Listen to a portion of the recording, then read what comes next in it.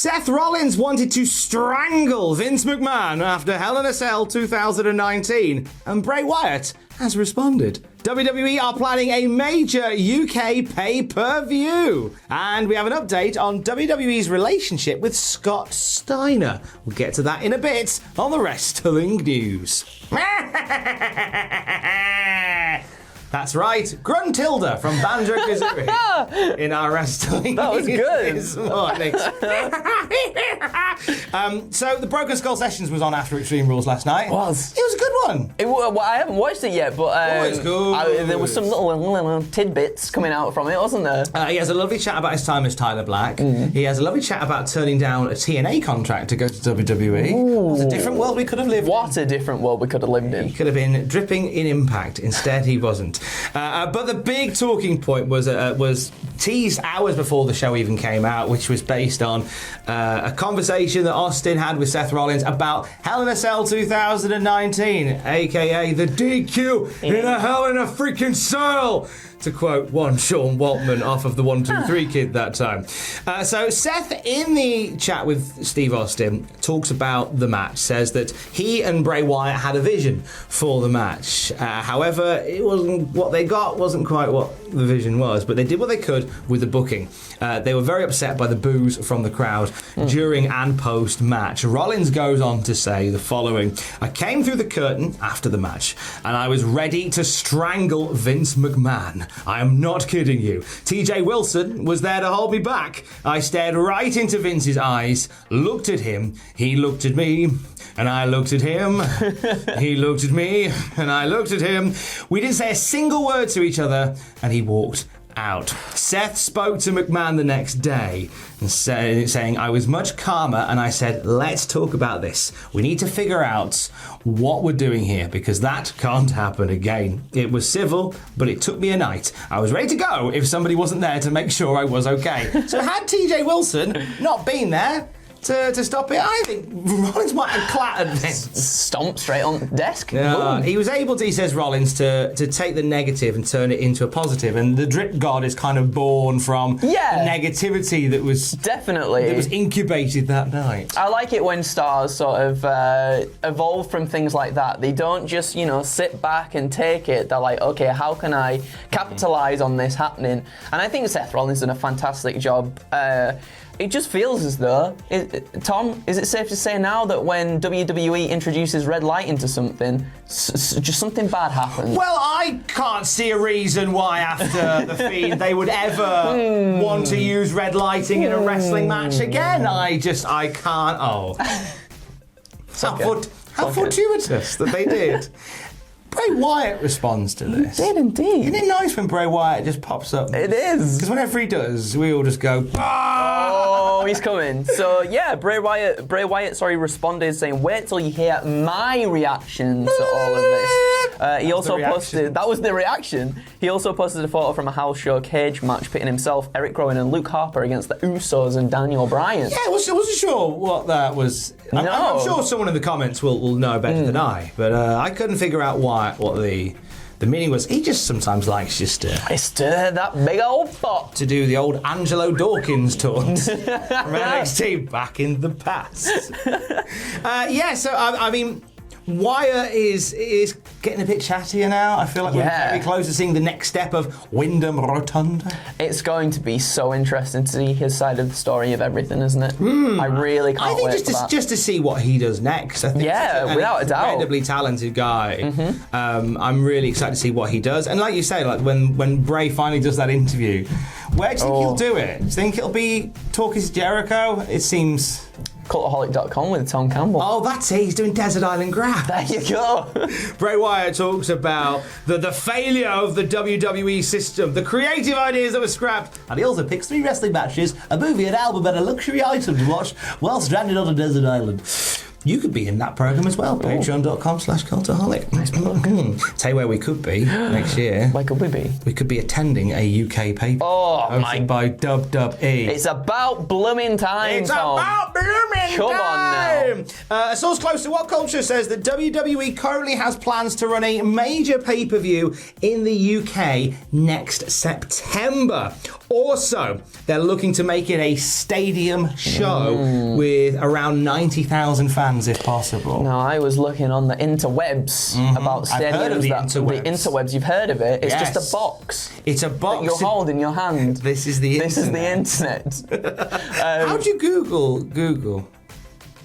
I don't know, but I once did that, and Matthew was like, "What are you doing?"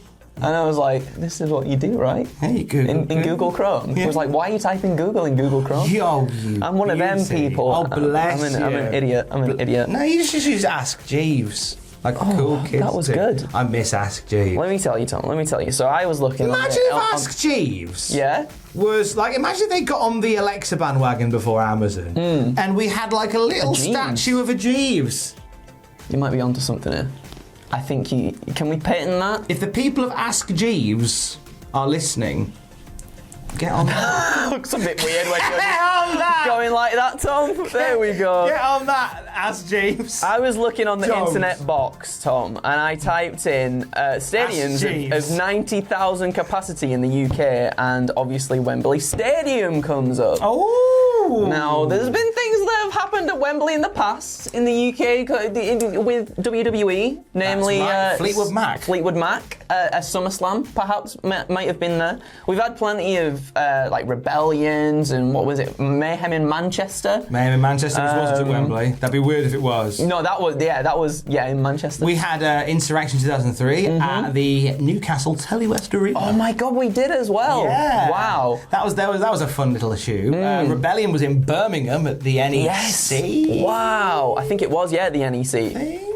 But it's been a while since WWE went to Wembley. And it's been a while, obviously we've had the house shows and things like that. I don't think we're allowed to call them that anymore, are we? WWE live events. Yeah, live events, sorry. Sorry, Vince, don't fight me. Experience all the action of WWE live events. This is exciting. This is really exciting to have another one. Did you always find this as well? When WWE do shows in the UK, they look very drab and grey.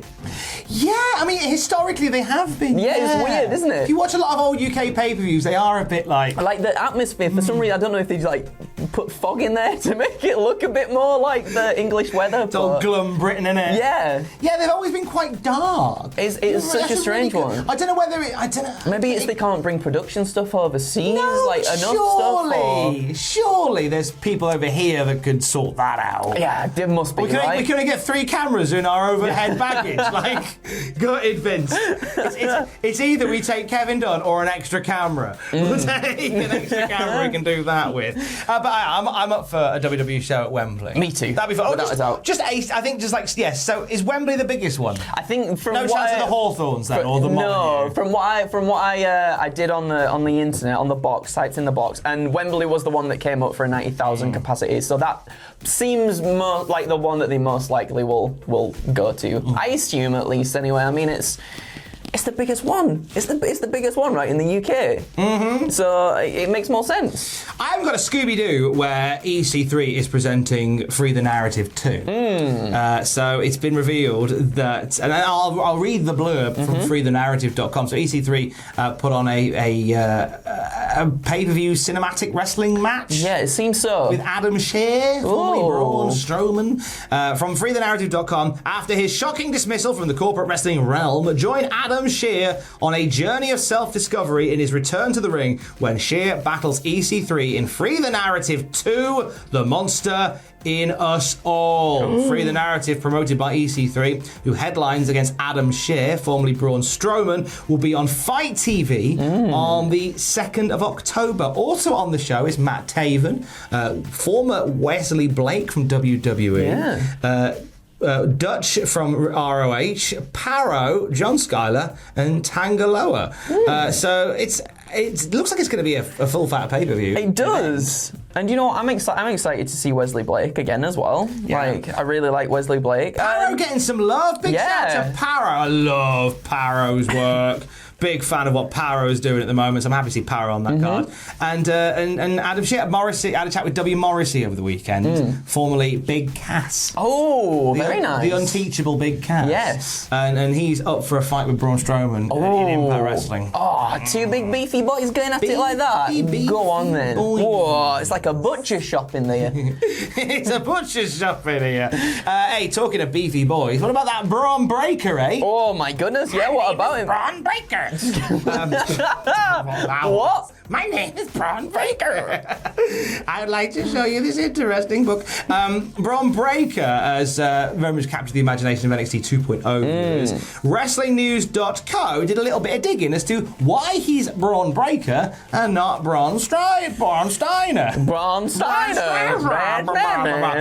There's been speculation about some bad blood between WWE and Scott Steiner. WrestlingNews.co asked a WWE source about this. This is a quote from them. We were told that Vince McMahon has no issue with Scott Steiner.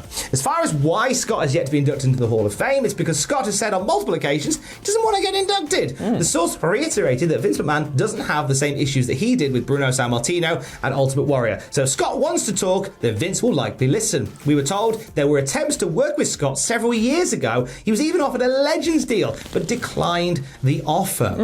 So there's obviously a keenness to get Scott Steiner in. Maybe the push of Bron Breakker might be the thing that leads them to break bread. Maybe, but potentially. Scott's been very vocal before, hasn't he, about his disdain for WWE? But so were like people like Bruno Sammartino and Ultimate Warrior and Eric Bischoff, and they all ended up in the company. Doesn't matter. I genuinely think at this point, if somebody walks up behind Vince McMahon and gives him a kidney jab, they could still go into the Hall of Fame in a year's time. Fair enough. As for the name, why isn't he Bron Steiner? This is quite a simple, obvious answer. PW Insider saying WWE want to own the trademark for merchandising, and if they call him Bron Steiner, then obviously there's a bit of wrangling to do, a bit of sharing to do, and they'd rather just own the whole darn thing. So Bron Breakker is Bron Breakker, and I think that'll probably be the case for a while. I reckon. Yeah. I think, and I think that Bron Breakker is a guy that we could see. This is just a hot take. On a Monday morning, I think Bron Breakker is a guy that could potentially headline a WrestleMania in years to come. Well, even just from his matches recently, I know we haven't seen him on TV that much, but he's got so much potential. It's ridiculous, and he's like going toe to toe with the big guy, the big name, on NXT, and doing such a fantastic job already. Yeah, like he did the press thing to Ridge Holland. Oh my God, that was insane! And Ridge is a big boy as well. Big Yorkshire slab of meat. That lad. Were you all right with watching somebody from Yorkshire thrown around? I was a bit sad. I'm not gonna lie. I was a bit sad, but I'll give it to him because he's doing a fantastic job. And like you said, I really do think he's headline worthy material for WrestleMania. I think that when that point arrives, we will probably get a bit of backstory. Yeah. I think then we'll get like the lovely video package of my dad as Rick Steiner. My dad is Rick Steiner. I don't know why he talks like that. My name is Bron Breakker. I don't know why he talks like Barry the Shark in my head. He's just going to do like a math promo. He's going to do the Scott Steiner math promo. You got 23% chance of beating me. I'm Bron Breakker. Don't know. I'll go away now. Graded what happened at WTF moments for Extreme Rules last night, and on the podcast feed this week, classic Raw, classic SmackDown, classic Nitro reviews, all that jazz. You can find them by subscribing to the podcast feed wherever you get your podcast from. You can watch them at patreon.com/Cultaholic. Keys. Love you, bye.